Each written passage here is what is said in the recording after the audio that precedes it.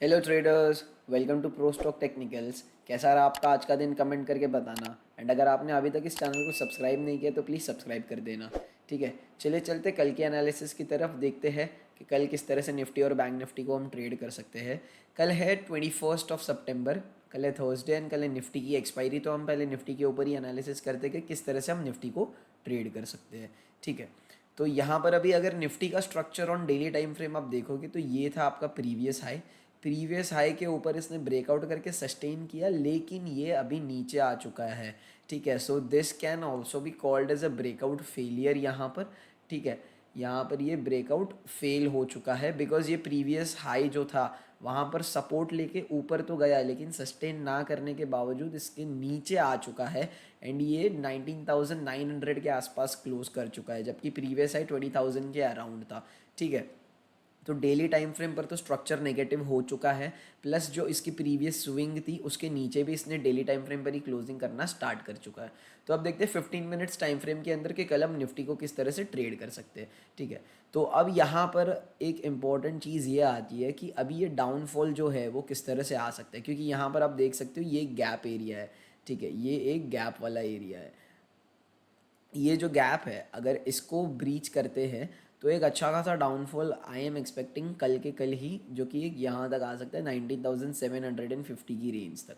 ठीक है, तो इस रेंज को कल निफ्टी रिस्पेक्ट करने आ सकता है। तो अब देखते हैं 15 मिनट्स टाइम फ्रेम पे कि किस तरह से हम ट्रेड कर सकते हैं। तो अब सिनेरियोज ये हो जाएंगे, अगर कल मार्केट गैप अप ओपन हो जाता है तो I am not interested to trade.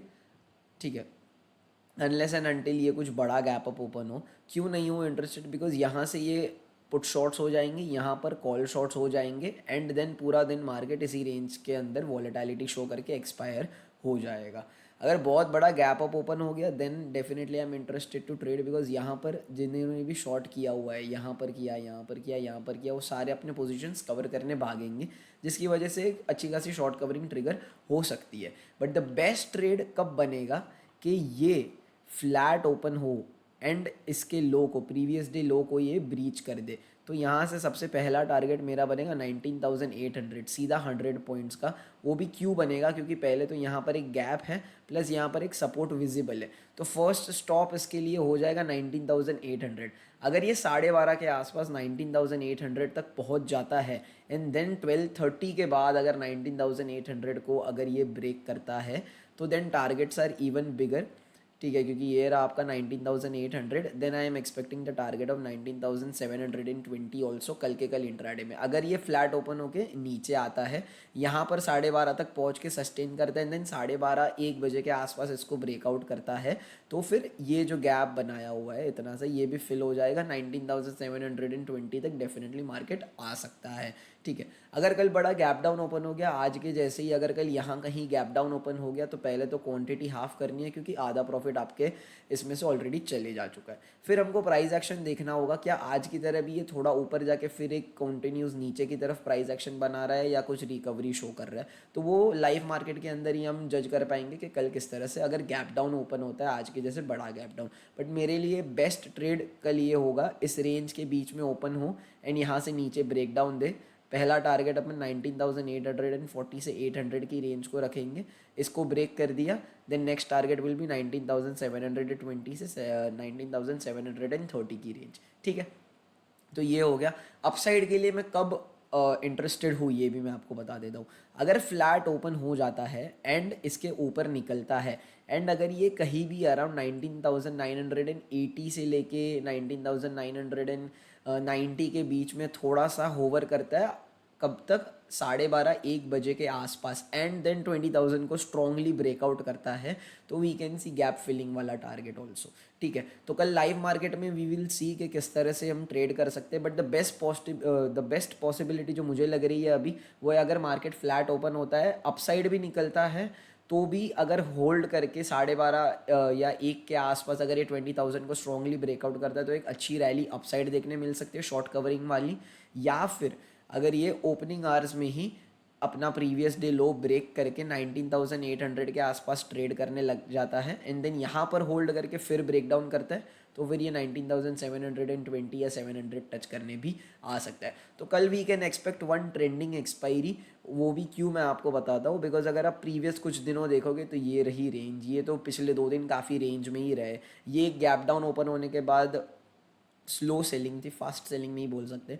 तो कल एक अच्छा ट्रेंड मिल सकता है आइधर साइड पर, या तो यहाँ से अगर ऊपर निकलता है तो शॉर्ट कवरिंग होगी, जिसके चांसेस मुझे थोड़े से कम लग रहे हैं, क्योंकि I am seeing that this trend will continue. Because जैसे मैंने आपको डेली टाइम फ्रेम पर बताया, वैसे ही everyone is able to see this कि ये जो प्रीवियस हाई था, इसका जो हमने ब्रेकआउट दिया था वो ऑलरेडी हम फेल कर चुके हैं, इसके नीचे क्लोज कर रहे हैं। That means that we can touch ये levels also 19,200 in the upcoming days.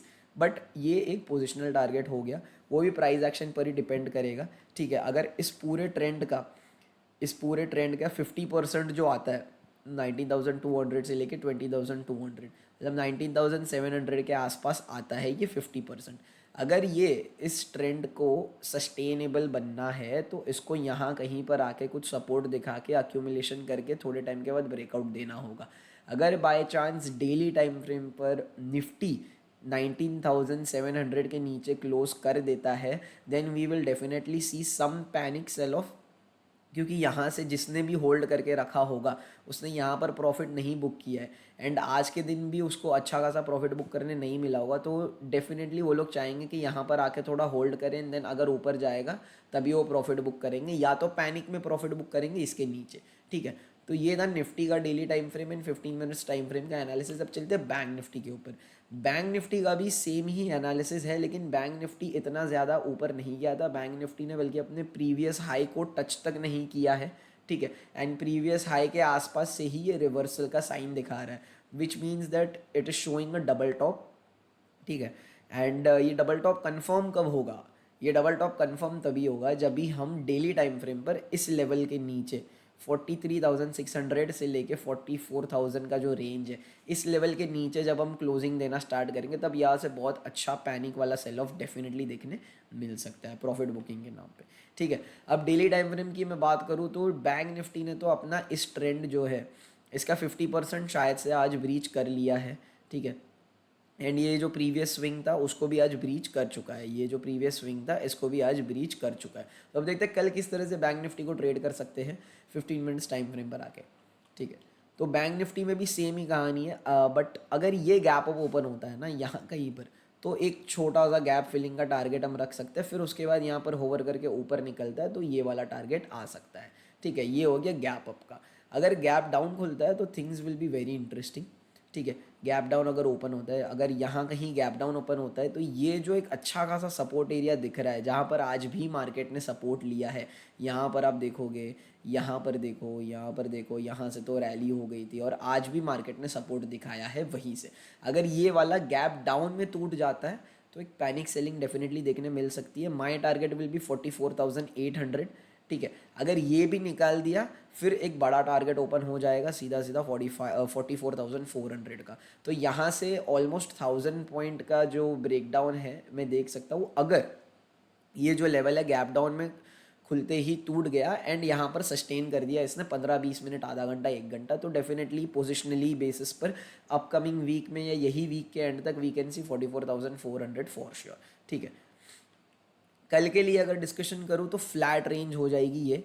ठीक है, इसके ऊपर निकलता है एंड 45,600 के आसपास होवर करके निकलता है तो एक टारगेट प्रीवियस डे हाई तक का, इसको ब्रेकआउट किया तो गैप फिलिंग का टारगेट, बस इससे ज़्यादा मैं अप साइड में फ्लैट ओपन होके नहीं देख रहा हूँ। ठीक है, डाउन साइड की बात करें, अगर फ्लैट ओपन होता है तो डाउन साइड में किस तरह से ये ट्रेड करेगा, तो डाउन साइड में जैसे मैंने बोला, अगर फ्लैट ओपन होकर डाउन साइड पे जा रहा है तो पहला अपना टारगेट हो जाएगा 45,000 का round level number. We have to see किस तरह से यहाँ पर बैंक निफ्टी रिएक्ट कर रहा है, क्या इसके यहाँ पर रेंज बना के ब्रेक कर रहा है, which will be the best. अगर रेंज बना के ब्रेक करता है तो पहला टारगेट 44,800, इसके बाद वाला टारगेट 44,600, 400 पॉइंट नीचे डेफिनेटली जा सकता है अगर फ्लैट ओपन होकर नीचे जाता है, यहाँ पर रेंज बना के फिर ब्रेक डाउन देता है। ठीक है, तो टुमारो बैंक निफ्टी के अंदर भी आई एम इंटरेस्टेड। अगर गैप डाउन ओपन होता है तो positionally I will carry some positions.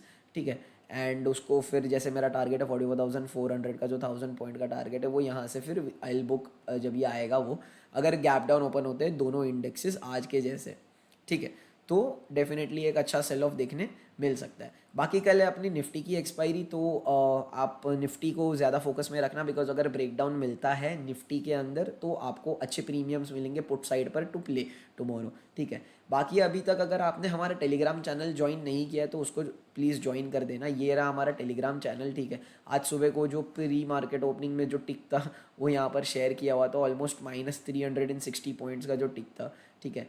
And मेरे पास कुछ ऑप्शन सेलिंग के पोजीशंस थे ओवरनाइट पे, तो उसका भी मैंने ब्रीफ यहाँ पर दिया हुआ है कि कैसे इतने बड़े गैप अप के बाद भी मैं ब्रेक इवन पे निकला हूँ, ठीक है। आज अगर आप देखोगे तो बैंक निफ्टी में ऑलमोस्ट 500 पॉइंट्स का गैप अप था, गैप डाउन था सॉरी, एंड निफ्टी के अंदर ऑलमोस्ट 160 से 180 पॉइंट्स का गैप डाउन था। इतना बड़ा गैप डाउन होने के बाद भी ऑप्शन सेलिंग में मेरे को लॉस नहीं हुआ, बल्कि मैं ब्रेक इवन पे निकला हूँ।